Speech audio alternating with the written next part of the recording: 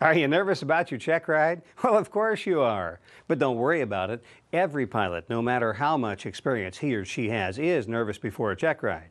After all, no one likes being evaluated. But just remember, you are well prepared and competent, or else your instructor wouldn't have recommended you. Think of your check ride as an aviation bonus. You're going to spend some time with a highly knowledgeable elder statesman of aviation. Now, most examiners are not FAA employees. They're long-term members of the aviation community with a passion for flying, and they want to promote aviation. Their job is to make sure that you and your passengers will be safe. So relax and enjoy your check ride as a learning experience. It's not the examiner's job to teach you, but you can't help but learn something on this check ride. And you'll find that to be true through the years on every check ride you take. Now, something else to be aware of. Everyone wants you to succeed, even your examiner. There's more paperwork involved if you fail than if you pass.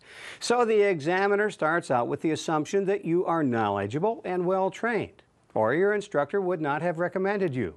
And he'll keep on believing that, unless you change his mind for him. Your check ride actually has two parts, the oral exam and the flight test. And everything you need to do or demonstrate knowledge of for both parts is spelled out in the Practical Test Standards booklet, otherwise known as a PTS, that came in your Cessna kit. Now, here are some tips to help you impress your examiner on both parts. First, plan on arriving early.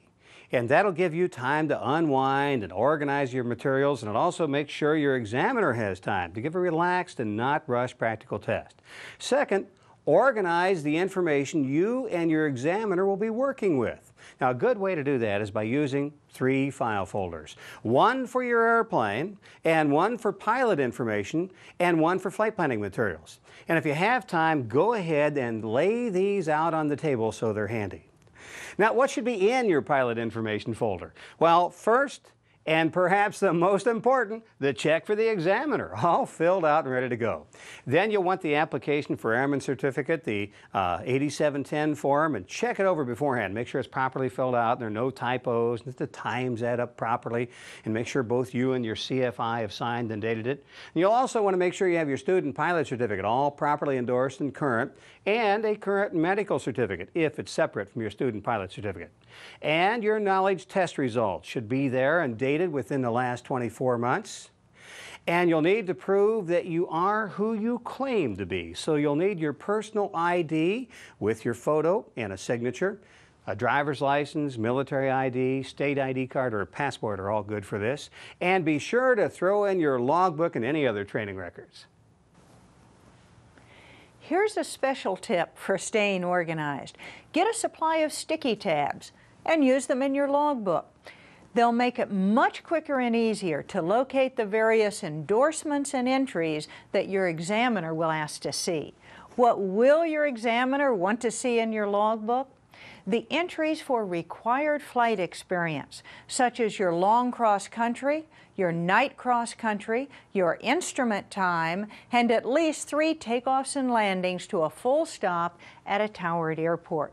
He'll also check that all required endorsements are there, including that the endorsement for you to take the practical test is dated within the last 60 days. While you're at it, make sure you've signed every page and that the times total correctly. If you're graduating from an approved school, make sure you have your approved school graduation certificate. In the airplane folder, you'll want the airframe and engine logbooks and also the pilot's operating handbook. Now, you do not need to bring the airworthiness and registration certificate in, but do make sure they're in the airplane and make a point of showing them to your examiner when you do the pre-flight. Like you did for your own logbook, use sticky tabs in the airplane logbooks. The examiner will want you to show him the sign-offs for the required airplane inspections, and those include the annual, the 100-hour inspection if it's required, the transponder check, and the ELT check. Now, you should also put a sticky tab in the logbook to mark where the AD compliance information is recorded. And by the way, Be ready to explain the maintenance required on your airplane and the ADs that apply. That's part of the oral exam.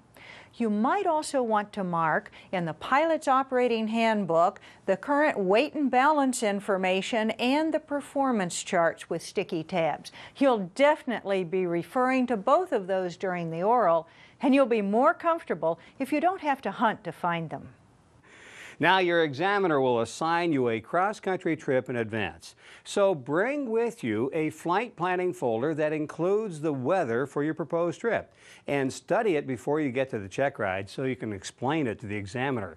Now have your navigation log completed beforehand, and also when you do that, make sure you have some alternatives in case you can't complete that flight as you planned it. You'll also want to make sure that you have a filled out FAA flight plan form. Also, you want completed weight and balance calculations and aeronautical charts for the area of your planned route. Now, your examiner will want you to explain all your planning and what you were thinking as you did it. Now, there's some miscellaneous additional items that you'll need, but you can just carry these loose in a flight bag. For instance, these include the Practical Test Standards booklet, which is the Bible for the practical test, the FAR AIM, the Airport Facility Directory for your area, a view limiting device, a hood or foggles like so, your Cessna plotter flight computer combination right here, blank flight plan forms, and blank navigation logs. And make sure everything is current, including your charts. After you've suitably impressed your examiner during the oral, it will be time to go fly. Remember to take the POH back to the airplane, as well as any other airplane documents you may have taken in. And make sure you take your plotter and flight computer, view limiting device, charts, and navigation log with you. You will be the pilot in command during the flight test. Now, what exactly does that mean?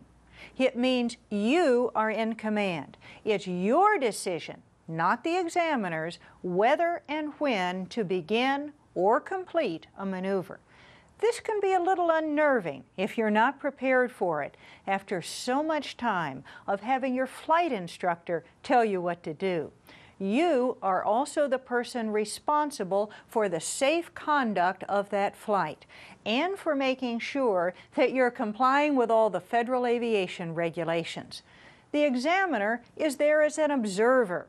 The examiner will only comment or take over the controls if you start to do something that you really shouldn't. Remember to continuously scan for other aircraft and to do clearing turns before maneuvers like stalls and emergency descents. I find it useful to give the examiner a running commentary of what I'm doing and why, so he doesn't have to guess about what I'm planning to do next. Now, what kinds of things could have you fail the flight test part of your practical? If the examiner has to take the controls to keep you from doing something dangerous or to get you out of trouble, you will probably have failed the flight test.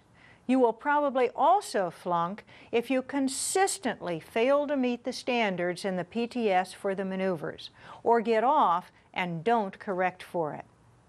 Notice I said consistently fail to meet the standards. If you notice that you're off and correct back right away, you should be okay, as long as it doesn't happen often.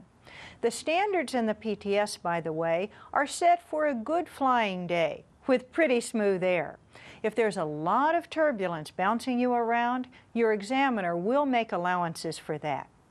The one surefire way to fail is to scare the examiner. And here is what a scared examiner looks like.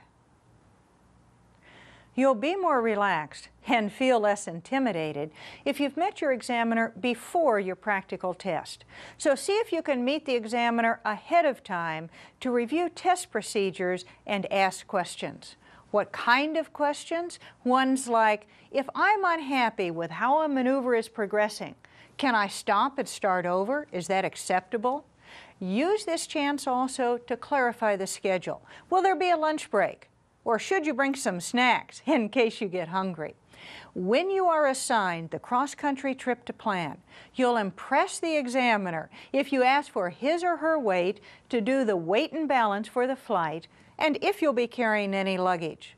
But as always, when you're asking about someone's weight, Do it discreetly and tactfully. You know, the wonderful advantage you have on your practical test is that you already know all the answers in advance. You know exactly what you need to do to pass. It's all contained right here in the Practical Test Standards booklet. Your examiner may change the order to make for a more efficient test, but the standards you must meet will be identical to those in the PTS. Now again, remember your CFI would not have recommended you if you weren't ready. So don't get check-itis. Have confidence in your own abilities. Above all, don't cram the night before. Get a good night's sleep. That will be much more useful to you than any last-minute studying. Follow these suggestions and your practical test really will be a piece of cake.